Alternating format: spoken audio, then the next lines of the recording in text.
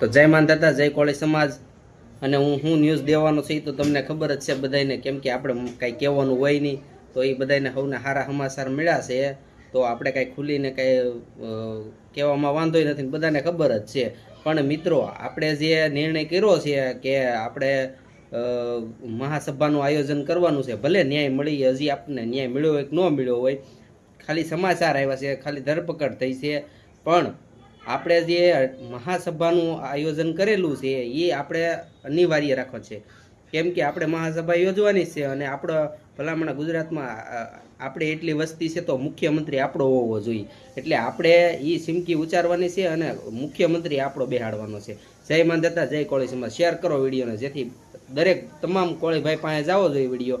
અને આ આપણે એક જ લક્ષ્ય રાખવાનો છે કે મુખ્યમંત્રી આપણો બેહાડવાનો છે 2027માં. જય માનદાતા, જય કોળી સમાજ. શેર કરો વિડીયોને.